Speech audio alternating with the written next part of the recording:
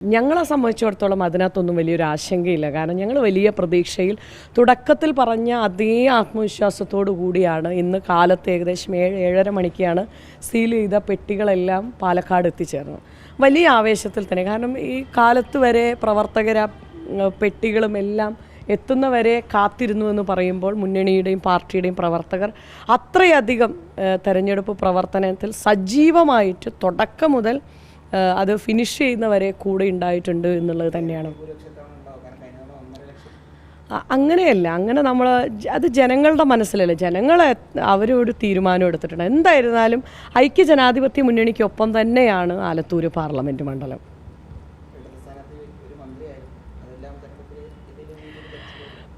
നിങ്ങൾക്ക് തന്നെ അറിയാലോ എന്താണ് ഈ മണ്ഡലത്തിൽ ഓരോ ആളുകളുടെ തെരഞ്ഞെടുപ്പ് പ്രവർത്തനങ്ങളും എല്ലാം.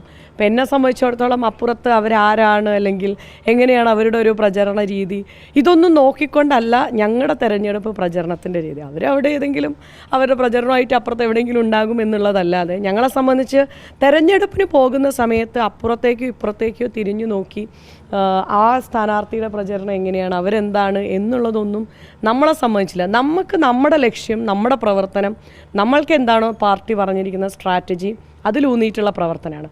അത് ഞങ്ങൾ വളരെ കൃത്യമായിട്ട് ചെയ്തു. ഇന്നലെ രാവിലെ തന്നെ കാലത്ത് എൻ്റെ വോട്ട് ആലത്തൂർ പാർലമെൻറ്റ് മണ്ഡലത്തിൽ എനിക്ക് തന്നെയാണ് എൻ്റെ വോട്ട് രേഖപ്പെടുത്തിയത്.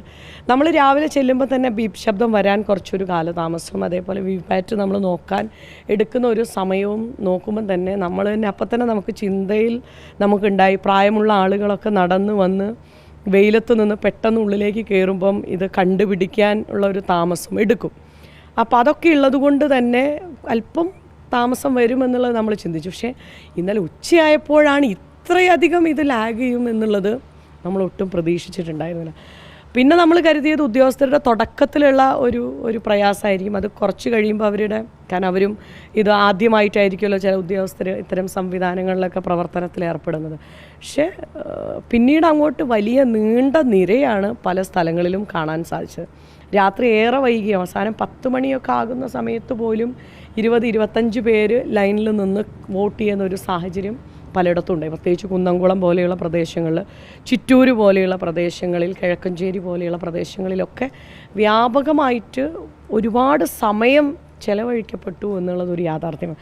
എങ്കിലും അവരുടെ എല്ലാം അന്ന് നിന്നുകൊണ്ട് അത്രയും സമയമെടുത്ത് ചെയ്ത വോട്ടുകളെല്ലാം ഐക്യജനാധിപത്യ മുന്നണിക്കാണ്, കൈപ്പത്തി അടയാളത്തിലാണ് എന്നുള്ള ശുഭാപ്തി വിശ്വാസത്തിൽ തന്നെയാണ്. മറ്റ് രണ്ട് മുന്നണികളും പറയുന്നത് കുറഞ്ഞത് UDFിൻ്റെ ഭാഗത്തു നിന്നുള്ള വോട്ടുകളാണ്, അവരുടെ വോട്ടുകളൊക്കെ കൃത്യമായിട്ട് ഉറപ്പിക്കാൻ സാധിച്ചിട്ടുണ്ട് എന്നാണ് അവർ പറയുന്നത്. ഞങ്ങളുടെ തെരഞ്ഞെടുപ്പിൻ്റെ സ്ട്രാറ്റജി അനുസരിച്ച് നമ്മുടെ ഭാഗത്തു നിന്നുള്ള വോട്ടുകൾ പരമാവധി പ്രവർത്തകർ അത് ചെയ്യിപ്പിക്കുവാൻ വേണ്ടിയിട്ടുള്ള നടപടി സ്വീകരിച്ചിട്ടുണ്ട്.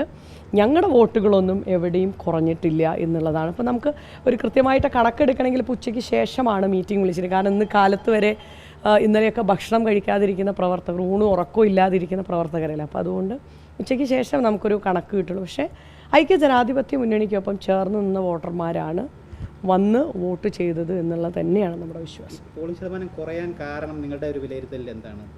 അല്ല, അപ്പോൾ ഇന്നലെ ഉച്ച സമയങ്ങളിലൊക്കെ വന്ന് പ്രായമായ ആളുകൾക്കൊക്കെ നിൽക്കാൻ പറ്റാതെ, ചൂട് സഹിക്കാൻ പറ്റാതെ പോയ ആളുകളുമുണ്ട്.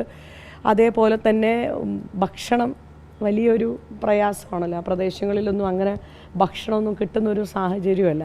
അങ്ങനെ പോയവരുണ്ട്. വൈകിട്ട് തിരിച്ചു വരാമെന്ന് പറഞ്ഞ് പോയ ആളുകളും വീണ്ടും വലിയ ക്യൂ ആയ സമയത്ത് അങ്ങനെ പോയ ആളുകളും കുറച്ചുണ്ട്. പക്ഷെ അതൊന്നും എന്താ പറയുക, അവർക്കൊക്കെ ഇത് ചെയ്യണമെന്ന് ആഗ്രഹിച്ചിട്ടും ശാരീരികമായിട്ടുള്ള ബുദ്ധിമുട്ട് കൊണ്ടൊക്കെയാണ്. അപ്പം ഇന്നലെ പഴയന്നൂരൊക്കെ ശ്വാസതടസ്സം അനുഭവിച്ചുകൊണ്ടിരിക്കുന്ന ആളുകൾ പോലും വന്ന് വോട്ട് ചെയ്യുന്നത് നമ്മുടെ കൺമുൻപിൽ തന്നെ കാണുകയാണ്. അപ്പം അങ്ങനെ വന്ന് ചെയ്ത ആളുകളും കൈക്കുഞ്ഞുങ്ങളെയൊക്കെ എടുത്ത് നിന്ന് വോട്ട് ചെയ്ത ആളുകളും അമ്മമാരും ഒക്കെ ഉണ്ടായിട്ടുണ്ട് എന്നുള്ളൊരു യാഥാർത്ഥ്യം തന്നെയാണ്. അങ്ങനെയാണെങ്കിൽ നിങ്ങളുടെ ഒരു വിലയിരുത്തലിൽ ഇതിനെ ബാധിക്കുന്നത് ഏത് മുന്നണിയായിരിക്കും ആലത്തൂർ മണ്ഡലത്തിൽ?